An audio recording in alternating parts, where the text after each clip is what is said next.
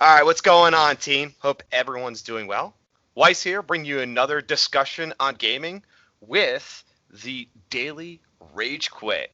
Of course, here we're going to share our thoughts, our opinions, and more importantly, want to hear back from you, of course, and knowing where you stand in everything that we're talking about.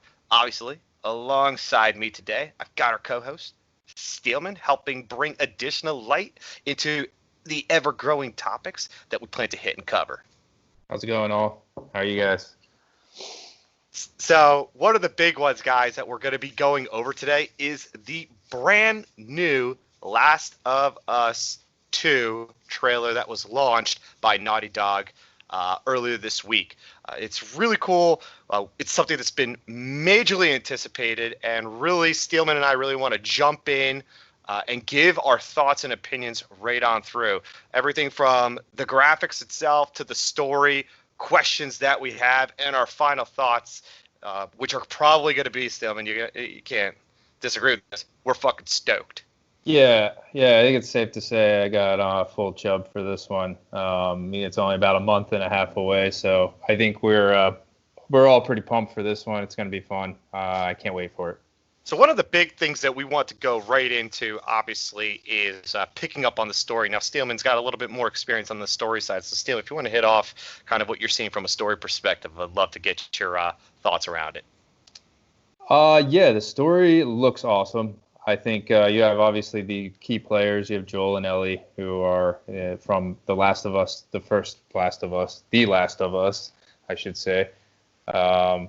And they are making an appearance again. There's a little confusion there because one of the things is you think kind of, and I don't know, spoiler alert, if you haven't played The Last of Us 1, there probably will be some spoilers in here, so maybe be careful.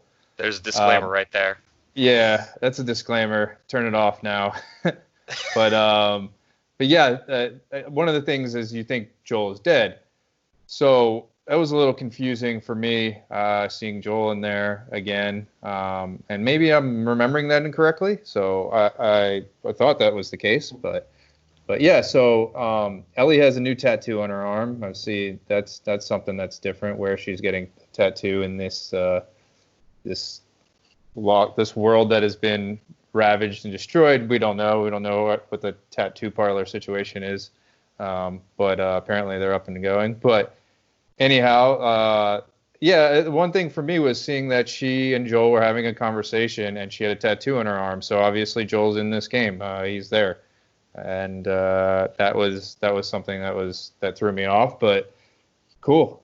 Can't wait to see what that brings. One of the things that it brings to mind to me is Joel a figment of her imagination? True. Right? Is she just talking to nothing, or is he truly alive and he's gonna totally go through the whole entire game with her, just like you did in the first one, right? You were Joel the entire time, but now you're gonna switch the script around a little bit, and now you're gonna be Ellie with Joel running around with you doing all that stuff. I wonder if that's gonna happen, or all these other characters are coming through. I mean, you saw a bunch of new characters come through, whether if it's Ellie's girlfriend or you saw a couple other ones in the trailer that are just no names. We're just kind of interested to see how that dynamic works. Looks like a few of them walk away, kind of leaving you maybe possibly choices to make in the game in order to progress through different manners. It's going to be very interesting through that perspective. Yeah, I think that's an interesting point. I don't know if there will be choices that affect the outcome of the game or all that. That's not something Naughty Dog's done in the past, but it's very well could be. It seems like there's some things at play there where that could happen. There's several characters I saw in that trailer that I do not recognize from any other portions of the game, the first game. So we got new characters. That's always fun. We have old characters. Those are the goodies. And it looks like we have the same bad guys, too. I see, the Clicker, which was popular, well, unpopular, I guess I should say, for if you're playing the game, in the first one, because they're pretty hard enemies, actually, to kill. And they go solely based on sound. So if you are running at all, or if you're making any sort of noise, and if you knock something over in that game, which was pretty cool gameplay, that you would activate one of these clickers, and they're come running in screaming, and they're pretty formidable foes. So that was cool to see. Clickers are back. You got the regular zombies, the kind of infected people. It looks like there were a couple of those in the trailer, which is awesome. You have not a huge variety of baddies in this game, which is kind of cool. It kind of keeps it simple. It's not a whole huge complex hierarchy of bad guys that you're like, you kind of get like, all right, this is getting ridiculous after a while. So they keep it simple. You got the people, the human bad guys. You got the zombie type bad guys. And it's both seem to be back. There's plenty of people and plenty of zombies in that trailer. So cool. Getting into like the enemies, really like what I saw in there too is a lot of combat and the combat mechanics. And this is what really enticed me.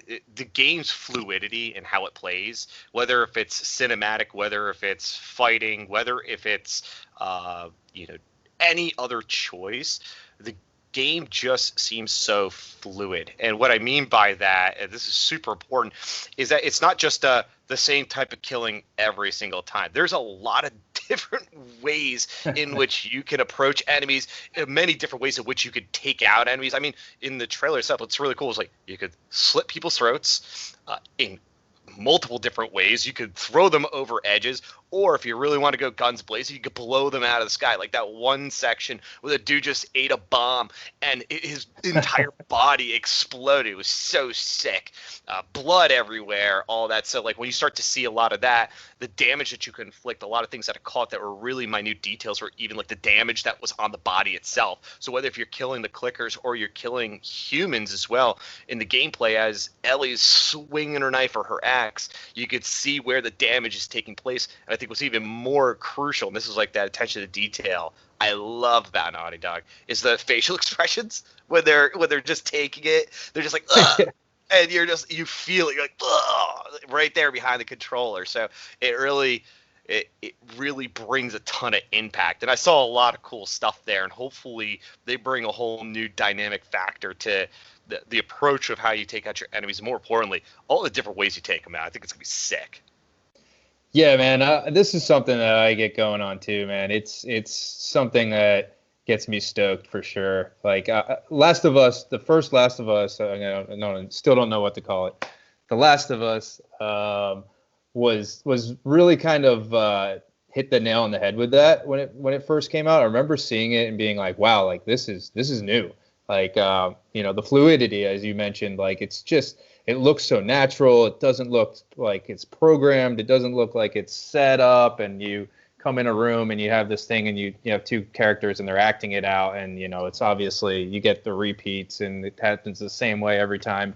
There's like none of that in The Last of Us. It's like they've almost like have a situation for every single type of movement that each character does, whether an enemy or it's Ellie or Joel or whoever. You get these unique scenarios, and it's almost like they worked with somebody with with Krav Maga or some other martial art, because you have these movements that bodies are being contorted and twisted and moved in certain ways that obviously look like somebody was consulted to do this and was brought on as a consulting team.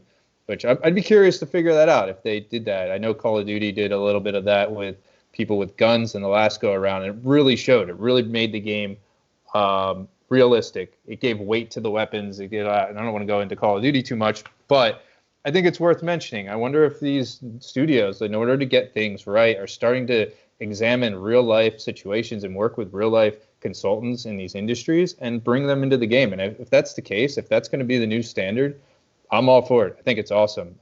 It looks pretty clear to me that they've done something here. Like you said, like the blood, how their weapons are manipulated, how they're being used, and how people are being pushed. And the other thing is the environment too. It's just cool. Like you see these environmental interactions where people are being pushed over railings or onto a countertop, and they're struggling over a countertop. And that was all in Last of Us. That was something that was cool. Like if you were near a countertop, you could push someone up against it, and that was part of the game. So I'm curious to see. I know they're going to go to the next level on it, so I'm curious to see what they come up with. Obviously, there's some stuff in the trailer that signifies that's not something that's gone away, which is awesome. I'm excited for, and and we will, I guess, see what it brings. So I think going back to the environment, and one of the cool things that stuck out to me as well, the graphics and the lighting and everything in between. So we talk about fluidity, we talk about the game mechanics and how it rolls through. I think some of the cool things in there as well that come in is just the graphical presentation. You think PlayStation's done, right? You got PS5 rolling out at the end of the year, and all of a sudden they roll out Last of Us 2 at the PlayStation 4 as like probably one of the last big titles, and also is going to win probably Game of the Year. The game graphically just destroys everybody. I mean, the lighting mechanics, it makes the fluidity as real as it could possibly be. The lighting dynamics, the shades, it tells you how dark the story is too, right? So the way in which they built the environments from a graphical perspective, you could feel when it's going to be scary. You could feel when it's going to be a light treading time.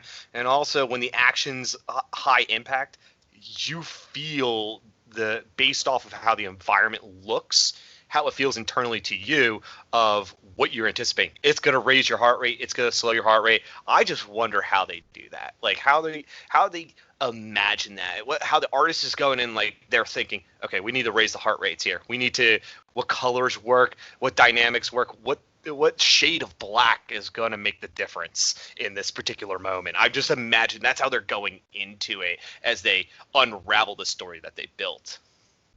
Yeah, this is what Naughty Dog does best, man. Like Naughty Dog has done this time and time again, whether it's Uncharted or this series. And I mean, it's you see them do this so well. It's the music, it's the the beating of the drum. As something starts to kind of pick up, and you get this music that comes in, or it's very quiet, and there's some solemn mood to a thing, and whether you're just kind of exploring an area, and then like when you're in combat, it's high pace, high energy, and they do that really well. They can make that shift in an instant, and your heart's pounding, you're fighting for your life, and you feel like you're in the game, and they do that so well, and it's so awesome to see a studio. And I think the one thing that comes to mind when you ask that question of like how you think they do that is attention to detail. I think having an acute attention to detail where you are nailing down all of these things and making them work as one in unison, and that's when you get these all-star games like this one.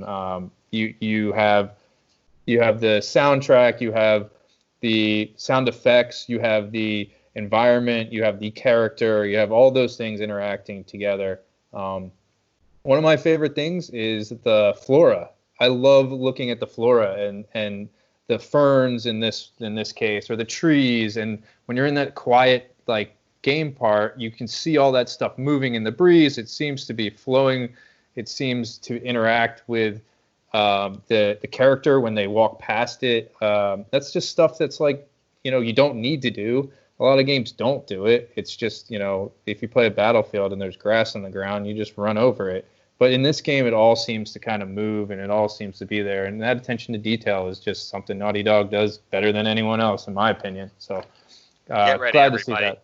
Yeah. Get ready, everybody. We're going to be doing a whole session, I should say, on Naughty Dog and other game studios, because something like Naughty Dog, they give us a sense of trust, and we believe in them of what they're going to produce, and everything that Steelman is talking about is spot on of who Naughty Dog is. And we'll dive deeper into Naughty Dog in another session without a doubt. Yeah. I love Naughty Dog. We both discussed it just briefly. I'll mention that, they do a great job. I know they've taken a little heat lately because of their work schedules and stuff, but hey, man, the product they're putting out is phenomenal. I can't argue with that. So as we start to conclude a few things here, guys, one thing for sure is that we do have a few questions that are coming up here that Steelman and I have. And what we love for you to do is if you get a chance, put a comment down below, react to the questions, add additional questions. Maybe we can get in there and get a little discussion going. But I know one thing's for sure. I have one particular question about the game. I'm not worried about anything. Is I noticed in one section of the trailer itself, Ellie's picking up the gun off of a table, which looks like a workstation. And my question becomes, is there actual crafting in the game itself? Can she actually craft weapons in a particular way to handle the game? And mechanically, I don't know. It looked like it to me. It looks like something that you'd see in any other game where it's a crafting table, put it together, the gun clicks, you're ready to go. That's what I was genuinely curious about. Like, can you make exploding arrows with your bow, or can you put in incendiary rounds into your gun? I have no idea. It'd be very interesting, but I'm genuinely curious about that. So yeah, this was something that they did well in Last of Us. So it was present in Last of Us, and you were able to craft and upgrade your guns too. I remember being able to put, an extended tube in your shotgun to hold more shells. You could do certain work on your bow and making it, fire faster and stuff. So that was a big part of Last of Us 1. I expect I did see that as well. It did look like the crafting table that I recognize. So I'm guessing that there will be that. I guess we're not really sure. Maybe they've modified it. Maybe they've changed it. But I'm guessing it's going to be a comeback. I think it was a pretty big part of The Last of Us, and even part of the multiplayer in The Last of Us. That is another question that I want to touch on. But yeah, I mean, I think that is. That'll be there. I assume so. It looked like I saw a couple guns that looked like one scene it was looking a little different than another. Specifically, her pistol looked like a 9mm Beretta that she had. It looked slightly different in one scene than another. It looked like it had an extended mag on it. So I kind of think that I couldn't be sure about that, but I kind of think that they'll have that again. So we'll see. Cool. Excellent. Anything else, Steelman? Yeah, the multiplayer. This thing is, the multiplayer was so much fun for me in Last of Us. I loved it. I know a couple of guys we play with, we got into it. We loved it a lot. It was cool team play. I can't remember the exact kind of game modes that went on, if it was round based or not. But I remember being, a lot of like stealth, a lot of sneaking around, a lot of moving around the environment, and then you'd unlock these boxes and you'd be able to craft things on the fly, and you could hide behind the other thing is you could set traps. You'd be able to hide behind cover, build your bomb, put it all together, get all the pieces, and then put a trap down and then walk away, and have that trap sit there and it could blow someone up later. The bow and arrow was awesome too, just shooting people with a bow and arrow. They had some cool things where you could execute people. It was a very small game. It was like a 4-on-4 or 5-on-5 or something like that. But it was fun. It was so exciting. And they said they're not going to have it at launch. I don't think, that totally negates that, totally takes it out of the picture. I hope it doesn't. I hope they release something later on, because that was really fun. It was a really cool multiplayer. And I was actually disappointed that Uncharted didn't do something similar when Uncharted came out, because Uncharted's multiplayer just fell flat for me. It wasn't something that was terribly exciting and fun to play. It didn't last very long for me. But man, yeah, hey, Naughty Dog guys, if you're watching this, please give us the multiplayer. Please get it in the works. People, comment below if you want to see the multiplayer. Just let them know that we want it. It's an awesome part of the game. I'd love to see it. Excellent. Well, y'all, thank you very much for tuning in to the Daily Rage Quit. Today's session on Last of Us 2, the new official trailer. Be sure to subscribe down below. Make sure you hit the like or dislike. Steelman and I want to know what the hell you think. And obviously, throw comments down below, too. We want to get conversations going. We want to hear what you got to say. Y'all, Cheers. Have a good one. Peace. Later.